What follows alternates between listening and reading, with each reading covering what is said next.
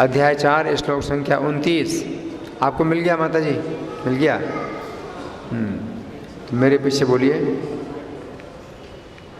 अपाने जुह्वति प्राण प्राणे पानं तथा परे प्राणापान गतिरुद्ध्वा प्राणायाम परायणा। अनुवाद मेरे पीछे बोलिए। अन्य लोग भी हैं जो समाधि में रहने के लिए श्वास को रोके रहते हैं, प्राणायाम। वे अपान में प्राण को और प्राण में अपान को रोकने का अभ्यास करते हैं और अंत में प्राण अपान को रोककर समाधि में रहते हैं। अन्य योगी कम भोजन करके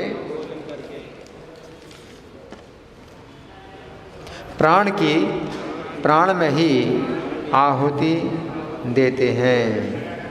तो यहाँ धागा लगा करके सब लोग प्रार्थना निकालिए। भूमिका में पहला पेज निकालिए। सब लोग मेरे साथ बोलेंगे। ओम अज्ञानतिमिरान्धस्य ज्ञानाञ्जनशलाकया चक्षुरुन्मीलितं येन तस्मै श्रीगुरवे नमः। श्रीचैतन्यमनोभीष्टं स्थापितं येन भूतले स्वयं रूपः कदा मह्यं ददाति स्वपदान्तिकं। वन्देऽहं श्रीगुरो श्रीयुतपदकमलं श्रीगुरून् वैष्णवांश्च श्रीरूपं साग्रजातं सहगण रघुनाथान्वितं तं सजीवं साद्वैतं सावधूतं परिजनसहितं कृष्णचैतन्यदेवं श्रीराधा कृष्णपादां सहगण ललिता श्रीविशाखान्वितांश्च। हे कृष्ण करुणा सिन्धो दीनबन्धो जगत्पते गोपेश गोपिकान्त राधाकान्त नमोस्तुते। तप्त कांचन गौरांगी राधे वृंदावनेश्वरी वृषभानुसुते देवी प्रणमामि हरिप्रिये। वाञ्छाकल्पतरुभ्यश्च कृपा सिन्धुभ्य एव च पतितानां पावनेभ्यो वैष्णवेभ्यो नमो नमः। जय श्री कृष्ण चैतन्य प्रभु नित्यानंद श्री अद्वैत गदाधर श्रीवासादि गौर भक्त वृंद। हरे कृष्णा कृष्ण कृष्णा हरे हरे, हरे राम राम राम हरे हरे। नमो विष्णुपादाय कृष्ण प्रेष्ठाय भूतले श्रीमते भक्ति वेदांत स्वामिनिति नामिने।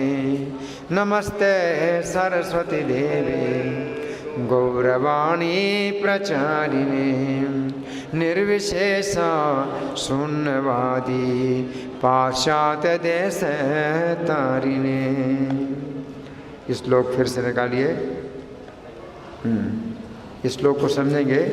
भगवान कह रहे हैं अपाने जुह्वति प्राणम। सबसे पहला यज्ञ है अपान में प्राण का हवन करते हैं। अपान में प्राण को हवन करते हैं। इसका मतलब क्या है कि अप्राण वायु जो बाहर की है उसको अपान में ले जाते हैं, अंदर ले जाते हैं, हवन करते हैं, है ना। तो अपान वायु क्या है? अग्नि हो गई। हवन किया जाता है अग्नि में, है ना। हवन सामग्री क्या है? प्राणवायु। तो प्राणवायु हवन सामग्री है और अग्नि है अपान वायु। तो हवन सामग्री को अग्नि में हवन करते हैं, तो प्राणवायु का हवन करते हैं अपान वायु में। तो पहला यज्ञ ये है। फिर दूसरा है प्राणे अपानम तथा परे। दूसरा यज्ञ क्या है कि प्राण वायु में अपान वायु का हवन करते हैं। अपान वायु अंदर की श्वास बाहर निकालते हैं, प्राण वायु में हवन करते हैं। तो ये दूसरे प्रकार का यज्ञ हो गया। तो दूसरे प्रकार के यज्ञ में अग्नि क्या है? प्राण वायु, और हवन सामग्री क्या है? अपान वायु, है ना। तो बाहर श्वास निकालना, अंदर श्वास खींचना, हाँ, ये पहला यज्ञ है। और फिर बाहर श्वास निकालना दूसरा यज्ञ है। फिर प्राणापान गति रुद्ध्वा प्राणायाम प्रायणा, प्राण और अपान दोनों की गति को रोक करके जो है वे प्राणायाम के परायण होते हैं। अपरिणीता रहा। फिर तीसरे प्रकार के जो लोग हैं वो क्या करते हैं? हवन किस प्रकार का हवन करते हैं? नियत आहारा। नियत आहारा का मतलब कम भोजन करके, प्राणान प्राणेषु जुह्वति, प्राणों को प्राणों में ही हवन करते हैं। तो प्राण ही जो है हवन सामग्री है और प्राण ही अग्नि है, हैं? तो प्राण का ही हवन प्राण में करते हैं। अब हम सुनेंगे प्रभुपाद तात्पर्य में क्या लिखते हैं। श्रील प्रभुपाद की जय। श्वास को रोकने की योग विधि प्राणायाम कहलाती है। प्रारंभ में हठ योग के विविध आसनों की सहायता से इसका अभ्यास किया जाता है। ये सारी विधियां इंद्रियों को वश में करने तथा आत्म साक्षात्कार की प्रगति के लिए संस्तुत की जाती है। इस विधि में शरीर के भीतर वायु को रोका जाता है। हाँ, तो ये जो भगवान ने पहले बताया, अपाने जुह्वति प्राणम, है ना। तो शरीर के भीतर वायु को रोका जाता है, हैं? यानी अपान में प्राण का हवन करना, है ना, जिससे वायु की गति की दिशा उलट सके। अपान वायु निम्नगामी अधोमुखी है और प्राण वायु ऊर्ध्वगामी है। प्राणायाम में योगी विपरीत दिशा में श्वास लेने का तब तक अभ्यास करता है जब तक दोनों वायु उदासीन होकर पूरक अर्थात सम नहीं हो जाती है। तो ये है विधि, प्राणायाम की विधि ये है कि हमें विपरीत दिशा में श्वास लेना होता है। विपरीत दिशा में श्वास लेना होता है। इसका मतलब क्या है कि श्वास हमारी बाहर निकल रही है, हम अंदर श्वास ले रहे हैं, है ना। और जब श्वास हमारी अंदर जाती है हम बाहर निकालते हैं। इसको जो है विपरीत दिशा में श्वास, है आगे, जब तक दोनों वायु समान ना हो जाए। जब अपान वायु को प्राण वायु में अर्पित कर दिया जाता है तो इसे रेचक कहते हैं। रेचक, अपान को प्राण में, यानी श्वास को बाहर निकालना, रेचक। जब प्राण तथा अपान वायुओं को पूर्णतया रोक दिया जाता है तो इसे कुंभक योग कहते हैं। प्राण अपान को रोक दें, कुंभक। कुंभ का मतलब घड़ा, है ना। तो घड़ा जो है कैसा होता है? मतलब पूरा भरा है ना। तो जब शरीर को हम घड़े की तरह भर लेते हैं, यानी श्वास को अंदर ले जाते हैं तो फूल जाता है शरीर, तो घड़ा। तो कुंभक का मतलब ये विधि है कि जब श्वास को हमने अंदर ले लिया और रोक लिया श्वास को, तो एक कुंभक प्राणायाम कहलाता है। इसे कुंभक योग कहते हैं। कुंभक योगाभ्यास द्वारा मनुष्य आत्म सिद्धि के लिए जीवन अवधि बढ़ा सकता है। कुंभक का अभ्यास करें। क्या? श्वास को अंदर रोके, हाँ, और शरीर को घड़े की तरह बना लो, है ना। पेट फूल जाता है, सीना फूल जाता है क्योंकि श्वास आपने अंदर लिया, घड़ा हो गया कुंभ। तो कुंभक, हाँ, प्राणायाम का अगर अभ्यास करते हैं तो जीवन अवधि बढ़ जाती है। क्यों? क्योंकि जीवन अवधि हमारी श्वास की संख्या पर आधारित है। हमारी श्वास की संख्या निश्चित है कि हमें कितनी श्वास लेनी है। तो अगर हम श्वास कम लेते हैं, श्वास रोक लेते हैं, तो फिर क्या होता है? हमें ज़्यादा समय मिल जाएगा जीने का, ठीक है ना। क्योंकि जितनी श्वास संख्या हमें निश्चित हुई है हमारे लिए, तो अगर हम रोक लेते हैं तो फिर हमें ज़्यादा समय मिलता है जीने का, है ना। तो जीवन अवधि बढ़ा सकता है। बुद्धिमान योगी एक ही जीवन काल में सिद्धि प्राप्त करने का इच्छुक रहता है। तो ये बुद्धिमान है, जीवन अवधि बढ़ा लिया तो इसी जीवन काल में हम, हाँ, पूरी सिद्धि प्राप्त कर सकते हैं, हाँ? नहीं तो फिर कई जन्म लेने पड़ेंगे, है ना। ये वो दूसरे जीवन की प्रतीक्षा नहीं करता। कुंभक योग के अभ्यास से योगी जीवन अवधि को अनेक वर्षों के लिए बढ़ा सकता है। तो कई साल बढ़ा सकते। अगर आपकी मान लीजिए कि सामान्य जो श्वास है, एक दिन में 25,000 श्वास हैं, 24 घंटे में 25,000 श्वास एक दिन में होती है ना। लेकिन आपने जो है श्वास कम ली, मान लीजिए 10,000 श्वास ली आपने एक दिन में, आपने 10,000 श्वासें ली, है ना। तो इसका मतलब क्या हुआ कि 15,000 श्वास का जो समय है आपको ज़्यादा मिल जाएगा। तो इससे कई साल जीवन अवधि बढ़ा सकते हैं। इसलिए कई योगी अपनी जीवन अवधि बढ़ाते हैं, 300 साल के भी आयु के होते हैं योगी, 400 साल की आयु के होते हैं।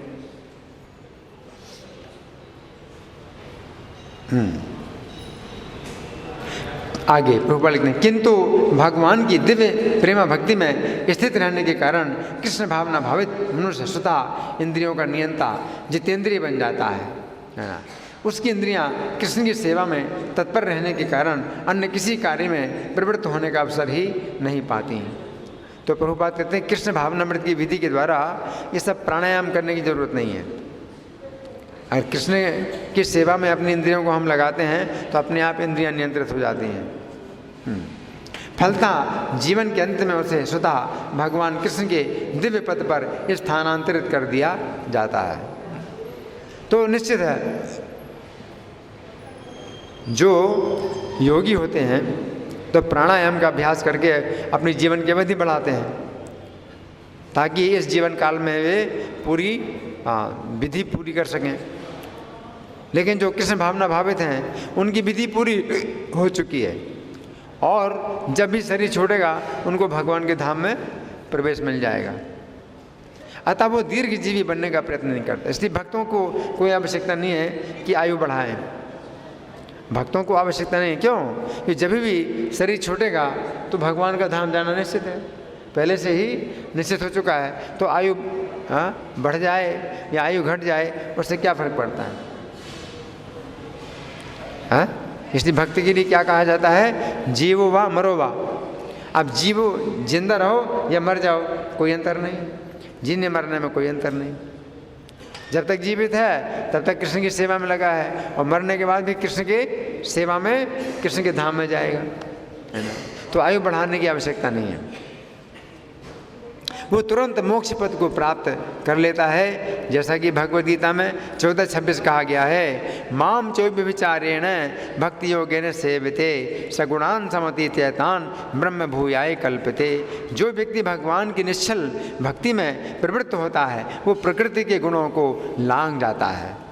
अव्यभिचारेण भक्ति, भक्ति योग जो है कैसा है? अव्यभिचारी, यानी व्यभिचार नहीं, भक्ति में व्यभिचार नहीं। भक्ति का मतलब है कृष्ण की भक्ति, और जब दूसरे की भक्ति करते हैं तो वो व्यभिचार कहलाता है। जैसे कोई स्त्री है अपने पति को छोड़ के दूसरे पति की सेवा करे तो व्यभिचारिणी कहलाती है। उसी प्रकार से भक्ति भी जो है व्यभिचारिणी हो जाती है अगर कृष्ण के साथ साथ या कृष्ण को छोड़ करके किसी दूसरे देवता की भक्ति करें। भक्ति का मतलब भी है कृष्ण की भक्ति। तो भक्ति जो है क्या होनी चाहिए? अब व्यभिचार नहीं होना चाहिए, भक्ति में कोई व्यभिचार नहीं होना चाहिए, है ना। तो निश्चल, उसको कहते हैं निश्चल, यानी बिना छल कपट के। हाँ, व्यभिचारी कोई स्त्री व्यभिचार नहीं होती है तो छल कपट करके जो है दूसरे पति के पास जाती है। तो भक्ति में भी जो है इसी प्रकार का व्यभिचार नहीं, छल कपट नहीं होना चाहिए, है ना। तो क्या होगा? तुरंत प्रकृति के गुणों को लांघ जाता है, तुरंत आध्यात्मिक पद को प्राप्त होता है। कृष्ण भावना भावित व्यक्ति दिव्य अवस्था से प्रारंभ करता है। हाँ, तो कृष्ण भावनामृत इतना दिव्य है कि शुरू में ही दिव्य अवस्था प्राप्त हो जाती है व्यक्ति को, क्योंकि सीधे हमें कृष्ण की सेवा मिल जाती है। हाँ? जबकि अगर दूसरी विधियों का पालन करें तो कई जन्म लगेंगे, कृष्ण की सेवा में आने के लिए कई जन्म लगेंगे। जन्मांतर सहस्रेषु तपो ध्यान समाधि भी नराणाम क्षीण पापानाम कृष्ण भक्ति प्रजायते। हजारों जन्मों के बाद तपस्या ध्यान समाधि के द्वारा जब पाप क्षीण होंगे तब कृष्ण की भक्ति पैदा होगी।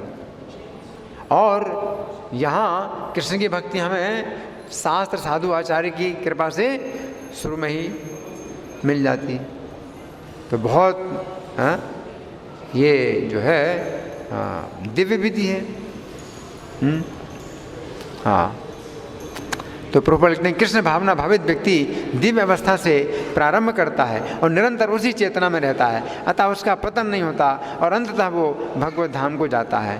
कृष्ण प्रसादम को ही खाते रहने से स्वतः कम खाने की आदत पड़ जाती है। फिर तीसरा प्राणायाम क्या है? नियत आहार। तो नियत आहार का प्रभुपाद अर्थ निकाल रहे हैं कि कृष्ण प्रसाद खाना।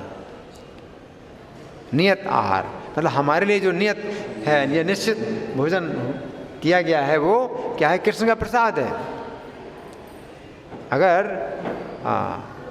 हम कृष्ण का प्रसाद नहीं खाते हैं तो क्या खाते हैं? पाप खाते हैं।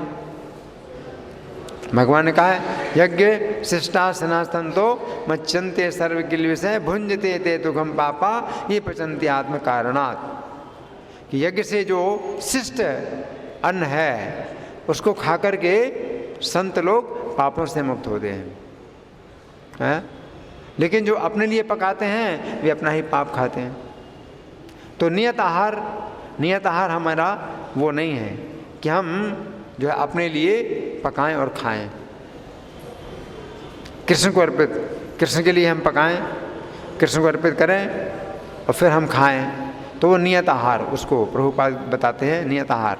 तो कृष्ण प्रसादम को ही खाते रहने से स्वतः कम खाने की आदत पड़ जाती। शुरू में कृष्ण प्रसाद खाने के लिए प्रभुपाद ने कहा कि खूब खाओ, गले तक भर के खाओ, है ना। लेकिन खाते खाते आप कृष्ण प्रसाद ही खाएं और कुछ ना खाएं तो आगे चल कर के क्या होगा?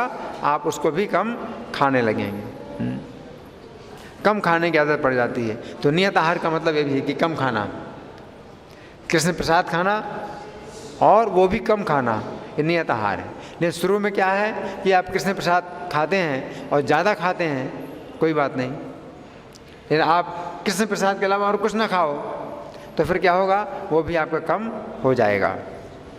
इंद्रिय निग्रह के मामले में कम भोजन करना, अल्प आहार अत्यंत लाभप्रद होता है और इंद्रिय निग्रह के बिना भव बंधन से निकल पाना संभव नहीं है। तो यहाँ प्रभुपाद का तात्पर्य समाप्त हो गया। अब हम सुनेंगे, श्री भगवान ने कहा, इस पुस्तक में बहुत चर्चा है इस श्लोक की, तो मैं उसमें से कुछ पढ़ के सुनाऊंगा क्योंकि इतना समय नहीं है कि पूरी चर्चा की जा सके।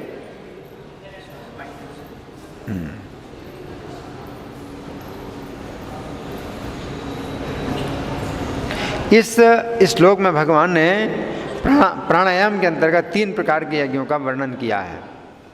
ये 3 प्रकार के यज्ञ हैं इसमें, है ना। तो पहले प्रकार का यज्ञ भगवान ने क्या बताया है?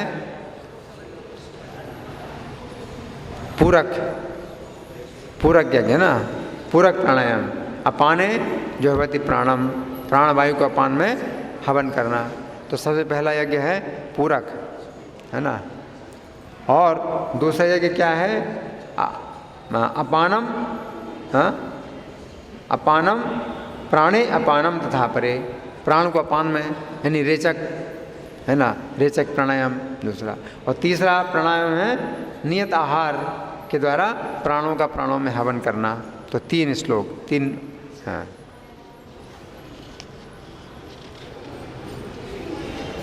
तो हम जानते हैं कि सतयुग में लोग ध्यान की विधि से श्री कृष्ण को प्राप्त करते थे। इस विधि में वे एकांत स्थान में जाकर अपने हृदय में स्थित श्री कृष्ण का ध्यान करते थे। ये जो विधि है प्राणायाम की, ये सतयुग की विधि है। एकांत में जाना है, एकांत में जाकर के अपने हृदय में स्थित श्री कृष्ण का ध्यान करते थे। अब इस ध्यान में अपने मन को एकाग्र करने के लिए उन्हें अत्यंत हल्का भोजन लेना पड़ता था। अन्न नहीं खाते हैं। सतयुग में लोग एकांत में जाके जब ध्यान करते हैं तो अन्न नहीं खाते हैं, कोई अन्न नहीं खाता। अन्न जो है वो पैदा कौन करेगा? वो तो बिल्कुल अकेले हैं, एकांत स्थान में है, तो फिर अन्न कौन पैदा करेगा? और अन्न खाने की जरूरत भी नहीं है। उनको क्या लेना है? फल, जो जंगल में फल मिलते हैं वो खाना है, या पत्ते खा के रहना है, या पानी पी के रहना है। तो ये जो है विधि है, प्राणायाम की विधि ये है। अत्यंत हल्का भोजन लेना पड़ता था। चूँकि वे लोग एकांत स्थान में अकेले ही रहते थे, अतः उनके लिए ये संभव नहीं था कि वे अपने लिए भोजन के लिए अन्न उगाएं और फिर अग्नि में उस अन्न को पकाकर भोजन करें। ना आग जलाना है, ना आग जलाना है, ना अन्न पैदा करना है। बिना आग जलाए और बिना अन्न पैदा किए भोजन जो मिले वो क्या भोजन मिलेगा? फल या पत्ते या पानी। ऐसी स्थिति में वे वन में प्राप्त हुए फल मूल का ही भोजन करते थे। आगे चलकर जब इस भोजन के कारण उनके मन की एकाग्रता में बाधा आती थी तो वे इस भोजन का त्याग कर केवल जल पीकर ही ध्यान करते। तो फल और पत्ता खा कर के भी अगर ध्यान में फिर बाधा आती है तो वो भी छोड़ देते हैं, फिर क्या केवल पानी पी कर के ही ध्यान करेंगे। फिर आगे चलकर जल पीने से भी उनके मन की एकाग्रता में बाधा आती थी तो वे जल का त्याग कर केवल वायु पीकर ही ध्यान करते। फिर पानी पीने से भी मन की एकाग्रता में बाधा आती है तो पानी भी छोड़ देते। क्या पीते? केवल हवा पीते हैं। अब यहाँ पर प्रश्न उठता है कि वायु को किस प्रकार पिया जाता है। हमें समझना चाहिए कि जिस समय हम बाहर की वायु को श्वास के द्वारा खींचकर रोक लेते हैं तो यही वायु को पीने की क्रिया है। अपाने जो है वति प्राणम, अपान में प्राण का हवन करना, यानी कुंभक प्राणायाम है ना। श्रीमद् भागवत के चौथे स्कंद में 8वें अध्याय में वर्णन आता है कि ध्रुव महाराज ने जिस समय मधुवन के एकांत स्थान में श्री कृष्ण के ध्यान में अपना मन एकाग्र किया। ध्रुव महाराज कितनी अवस्था के थे? 5 वर्ष की अवस्था के थे और अकेला।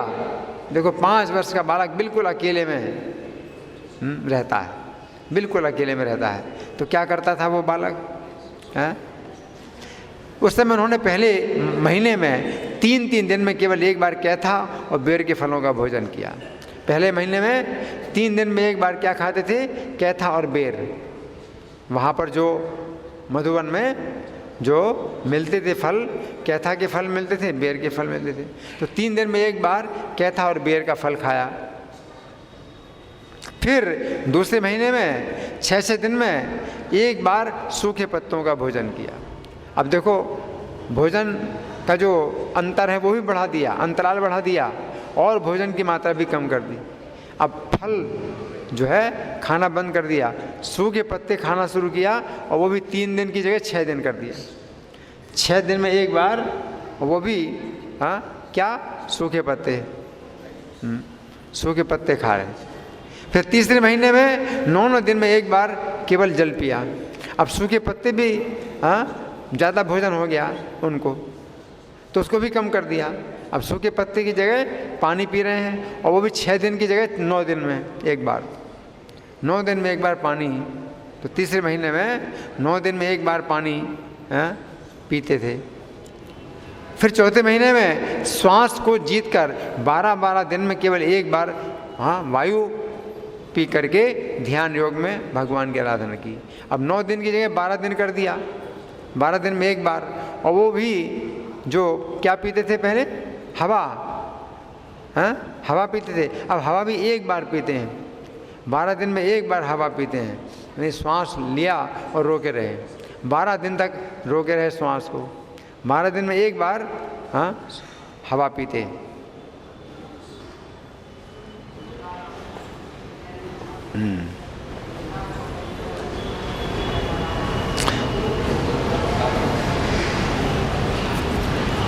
यदि इस बात को हम इस श्लोक के अनुसार भगवान के शब्दों में कहना चाहें तो हम कह सकते हैं कि ध्रुव महाराज लगातार 12 दिनों तक अपान वायु रूपी अग्नि में प्राण वायु रूपी हवन सामग्री का हवन करते रहते थे।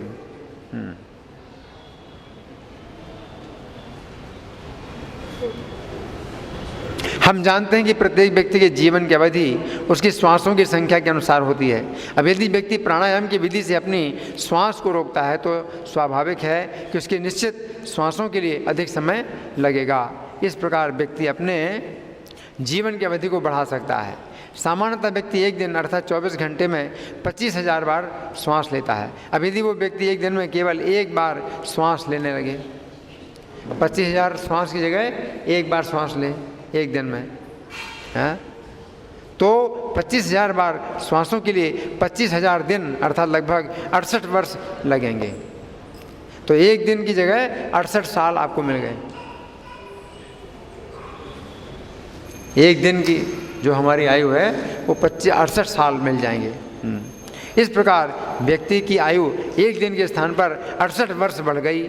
इस श्लोक के तात्पर्य में श्रील प्रभुपाद लिखते हैं, कुंभक योग के अभ्यास से योगी जीवन की अवधि अनेक वर्षों के लिए बढ़ा सकता है, किंतु भगवान की दिव्य प्रेमा भक्ति में स्थित रहने के कारण कृष्ण भावना भावित मनुष्य स्वतः इंद्रियों का नियंता बन जाता है। उसकी इंद्रियां कृष्ण की सेवा में तत्पर रहने के कारण अन्य किसी कार्य में प्रवृत्त होने का अवसर नहीं पाती। फलतः जीवन के अंत में उसे स्वतः भगवान कृष्ण के दिव्य पथ पर स्थानांतरित कर दिया जाता है, अतः वो दीर्घजीवी बनने का प्रयत्न नहीं करता है। तो कृष्ण भावनामृत में कोई आवश्यकता नहीं कि हम अपनी आयु बढ़ाएं, है ना। अब दूसरे योगी हैं, अब प्राण में अपान का हवन करते हैं।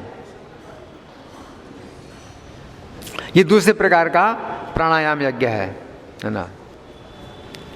हमने चर्चा की थी कि पहले प्रकार के यज्ञ में श्वास को अंदर खींचकर रोकना होता है, परंतु दूसरे प्रकार के यज्ञ में श्वास को बाहर निकालकर रोकना होता है। ये स्वाभाविक है कि ये दूसरे प्रकार का यज्ञ पहले प्रकार के यज्ञ से अधिक कठिन है, हाँ? अगर आप श्वास को खींच करके अंदर भर लेते हैं तो ज़्यादा देर तक आप रोक सकते हैं। या श्वास को बाहर निकाल करके और आपने बाहर ही रोक दिया और पूरा पेट खाली कर दिया, अब बहुत मुश्किल है। ऐसे में ज़्यादा देर तक रहना आसान नहीं है। तो ये यज्ञ पहले प्रकार के यज्ञ से अधिक कठिन है। यदि हम स्वयं इन दोनों विधियों का अभ्यास करें तो हमें स्वयं अनुभव होगा कि यदि हम श्वास को अंदर खींचकर रोक लें तो हम आसानी से ऐसी स्थिति में 1 या 2 मिनट तक रह सकते हैं या 5 मिनट तक भी रह सकते हैं। परंतु यदि हम श्वास बाहर निकाल कर रोक दें तो ऐसी स्थिति में 1 मिनट तक रहना भी कठिन है।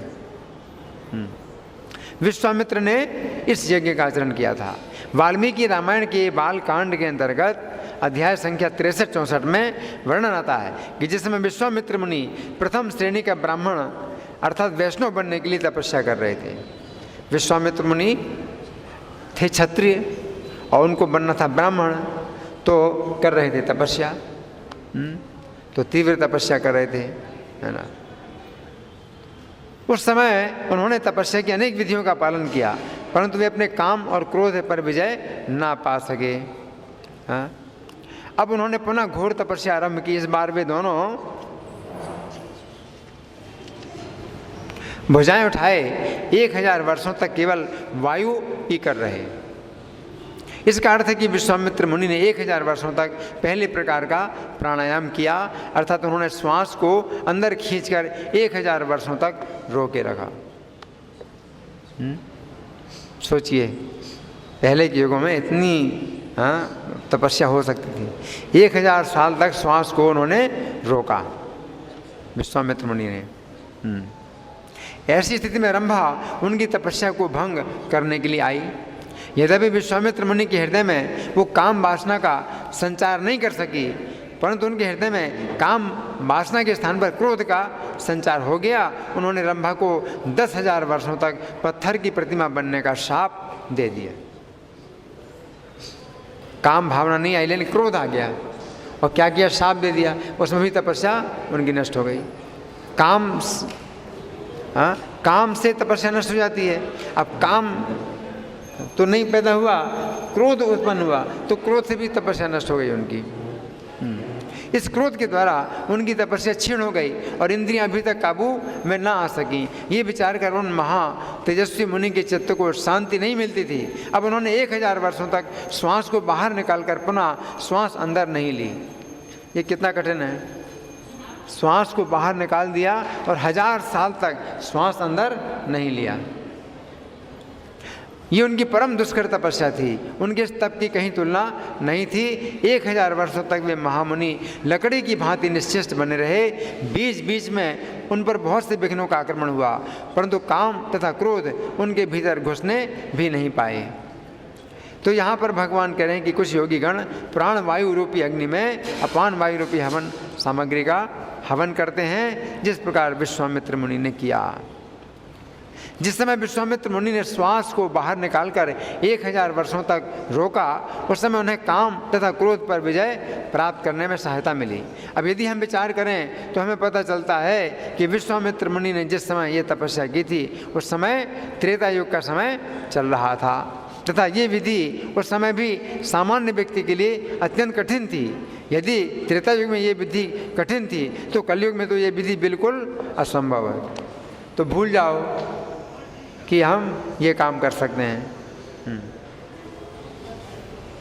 तो श्रीमद् भागवत में श्रील सुखदेव गोस्वामी परीक्षित महाराज से कहते हैं, हे राजन, यद्यपि कलयुग दोषों का सागर है, फिर भी इस युग में एक अच्छा गुण है। केवल हरे कृष्ण मंत्र का कीर्तन करने से मनुष्य भव बंधन से मुक्त हो जाता है और दिव्य धाम को प्राप्त होता है। जो फल सतयुग में विष्णु का ध्यान करने से, त्रेता युग में यज्ञ करने से तथा द्वापर युग में भगवान के अर्चा विग्रह की पूजा करने से प्राप्त होता है, वही कलयुग में केवल हरे कृष्ण महामंत्र का कीर्तन करके प्राप्त किया जा सकता है।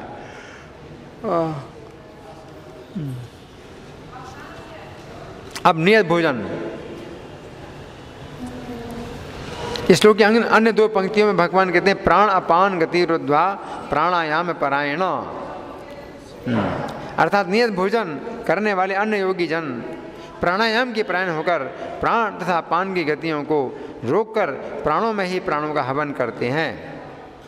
तो यहाँ पर भगवान प्राणायाम के अंतर्गत तीसरी प्रकार के यज्ञ का वर्णन कर रहे हैं। यहाँ भगवान के शब्द में प्राण अपान गति रुद्ध्वा, अर्थात योगी प्राण वायु तथा अपान वायु की गतियों को रोक देते हैं। हम जानते हैं कि शरीर में प्राण वायु की गति ऊपर की ओर होती है और अपान वायु की गति नीचे की ओर होती है, परंतु इस तीसरे प्रकार के प्राणायाम यज्ञ में भगवान कहते हैं कि योगी गण प्राण वायु तथा अपान वायु इन दोनों की गतियों को रोक देते हैं।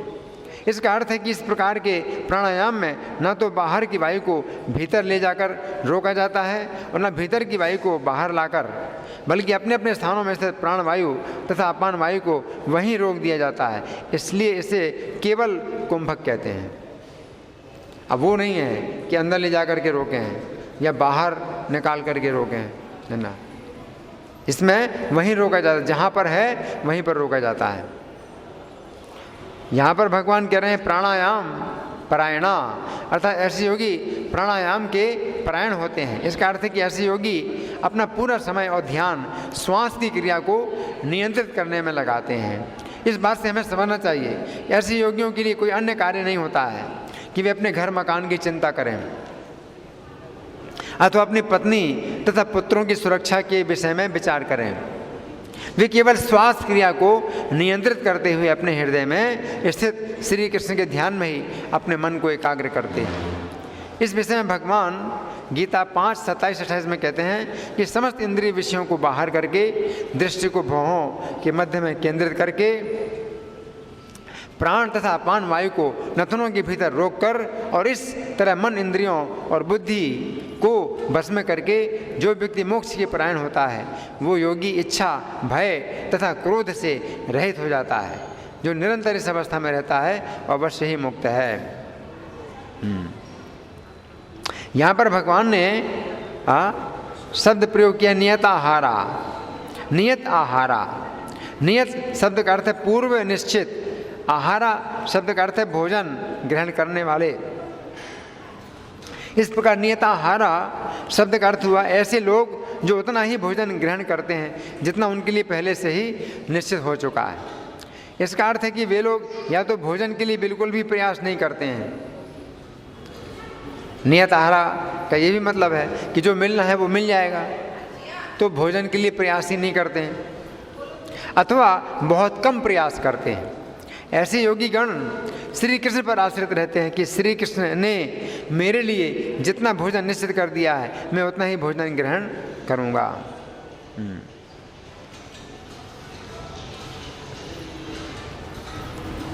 गर्ग संहिता के मथुरा खंड के अंतर्गत 20वें अध्याय में वर्णन आता है कि जिस समय श्री कृष्ण रास लीला के अवसर पर गोपियों के बीच में श्रीमती राधा को लेकर अंतर्धान हो गए, उस समय वे श्रीमती राधा के साथ गोवर्धन से 36 किलोमीटर की दूरी पर रोहित पर्वत पर आए। वहाँ पर देव सरोवर के तट पर महामुनि ऋभु एक पैर से खड़े होकर तपस्या कर रहे थे, अपने हृदय में निरंतर श्री कृष्ण का ध्यान कर रहे थे। उन्होंने 66,000 वर्षों से ना तो भोजन ही और ना जल ही ग्रहण किया था। कितने साल से? 66,000 साल से ना भोजन ना जल ग्रहण किया। इस प्रकार अपनी तपस्या के अंत में ऋभु मुनि ने अपने सामने श्रीमती राधा के सहित साक्षात श्री कृष्ण का दर्शन किया, उनके चरणों में प्रणाम करके स्तुति प्रार्थना की और श्री कृष्ण के चरणों में ही अपने प्राण त्याग दिए। कितना बड़ा सौभाग्य मिला। 66,000 साल तक न खाया न पिया और ध्यान किया, और अंत में क्या हुआ? राधा कृष्ण के दर्शन हुए और कृष्ण के चरणों में ही प्राण छोड़ दिए।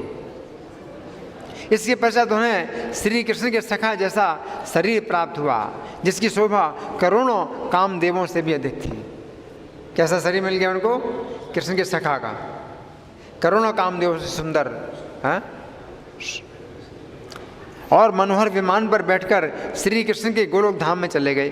तो यहाँ पर भगवान कह रहे हैं कि कुछ योगीगण प्राणायाम यज्ञ का पालन करते हुए नियत आहार ही ग्रहण करते हैं, अर्थात श्री कृष्ण ने जितना भोजन उनके लिए निश्चित कर दिया है उसके अतिरिक्त वे कुछ भी ग्रहण नहीं करते हैं, जिस प्रकार ऋभु मुनि ने किया।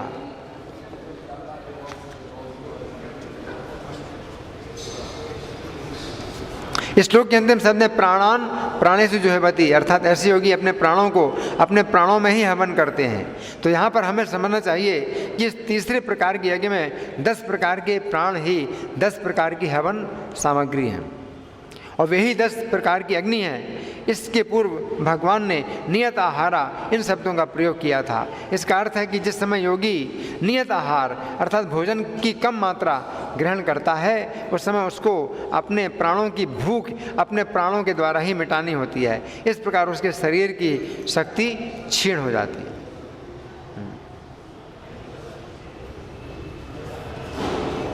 तो इस प्रकार कुछ हमने चर्चा की इसमें से इस श्लोक के विषय में। अब आप लोगों की ओर से कोई प्रश्न है या चर्चा, या मैं प्रश्न करूं? आज के श्लोक में भगवान ने 3 प्रकार का यज्ञ बताया है ना। मैं प्रश्न करूं? ठीक है, मैं प्रश्न कर रहा हूं। तो सबसे पहला जो यज्ञ भगवान ने बतलाया है वो कौन सा यज्ञ है? कौन बताएगा? हाँ, प्राण को अपान में हवन करना। और प्राण को अपान में हवन करने का मतलब क्या है? बाहर की वायु को अंदर ले जाना और रोक लेना, है ना। तो हवन हो गया, एक प्रकार से जलाना हो गया, है ना, ये है। और दूसरा यज्ञ क्या है? हाँ, अपान में प्राण का हवन करना। नहीं, प्राण में अपान का हवन करना। प्राण में अपान का हवन करना, ये अंदर की वायु बाहर निकाल दी, है ना, और उसको रोक लिया, तो ये है ना। और तीसरी प्रकार का यज्ञ क्या है? प्राणों का प्राणों में हवन करना। यानी भूख लगती है, प्राणों में भूख लगती है, तो प्राण के द्वारा ही उसको भूख को शांत करना। भोजन ना दे करके प्राणों को प्राणों का ही भोजन देना। तो इस प्रकार से शरीर की शक्ति क्षीण होती है ना। तो इस विधि का पालन किसने किया? हमने एक उदाहरण दिया। किसने किया इस विधि का पालन? कि प्राणों का प्राणों में हवन किया है। ऋभु मुनि ने किया। प्राणों का हवन प्राणों में ही किया। कितने साल तक भोजन नहीं किया?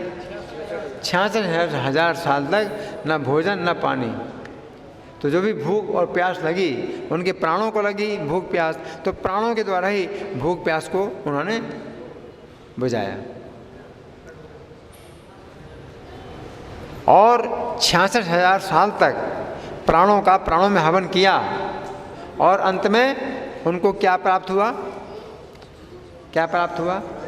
राधा कृष्ण का दर्शन साक्षात, ध्यान में नहीं, साक्षात दर्शन प्राप्त हुआ। और उन्होंने कृष्ण के चरणों में जाकर के क्या किया? अपना प्राण त्याग दिया। और फिर उनको शरीर मिल गया। कैसा शरीर मिल गया? उनकी कृष्ण के सखा का शरीर मिल गया। और गोलोकधाम से विमान आया और बैठ करके विमान में गोलोकधाम चले। तो ये जो है तीसरे प्रकार का यज्ञ है ना।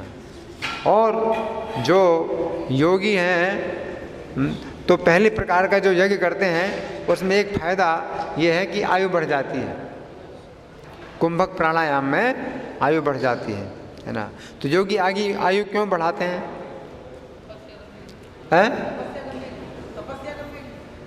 नहीं, आयु बढ़ाने का क्या है?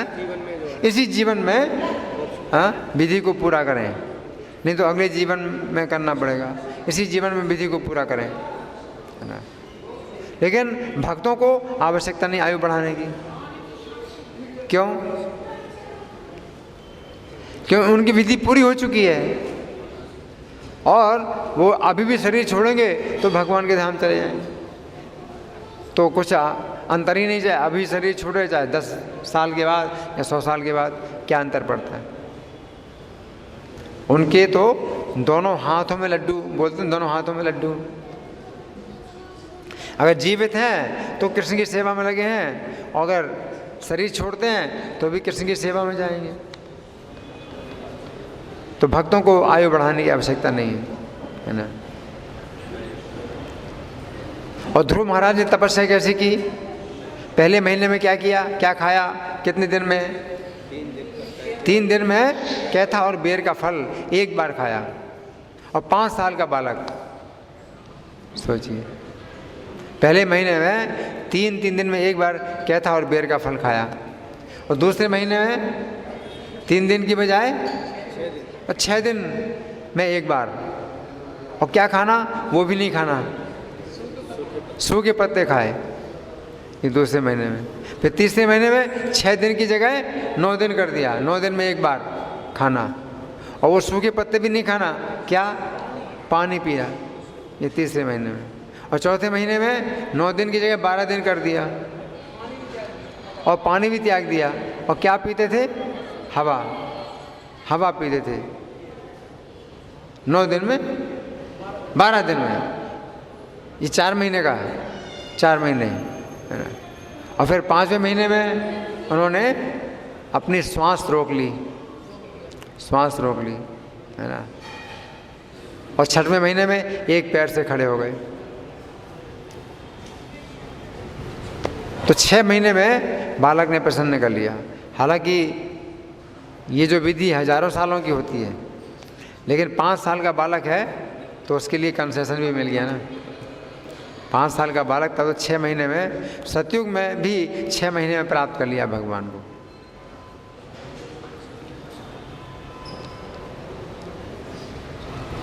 लेकिन कलयुग में ये विधि संभव नहीं है। कलयुग में ये विधि संभव नहीं है। कलयुग में कौन सी विधि है? हाँ, तो हरि नाम का कीर्तन, नाम संकीर्तन कलयुग में विधि है। विश्वामित्र मुनि ने जो है हजारों साल तक तपस्या की, लेकिन ब्राह्मण नहीं बन पाए, ब्राह्मण नहीं बन पाए। कभी मेनका आई, मेनका ने उनकी तपस्या को नष्ट कर दिया, काम वासना से उनकी तपस्या नष्ट हो गई। फिर दूसरी बार उन्होंने 1000 साल तक क्या किया? श्वास को अंदर लेकर के रोक लिया 1000 साल तक। उस समय कौन आई तपस्या भंग करने के लिए? रंभा, रंभा आई। तो अब काम वासना तो नहीं पैदा हुई, लेकिन क्रोध पैदा हुआ, तो उसको साथ दे दिया। क्या साथ दिया? कितने समय के लिए? 10,000 साल के लिए तुम पत्थर की शिला बन जाओ। जैसे पत्थर की मूर्ति होती ना, ऐसे ही रंभा को पत्थर की मूर्ति बना दिया 10,000 साल तक। अब उसमें भी तपस्या खत्म हो गई, तो बड़े दुखी हो गए। तब उन्होंने तपस्या अब कैसे की? कैसी तपस्या की है?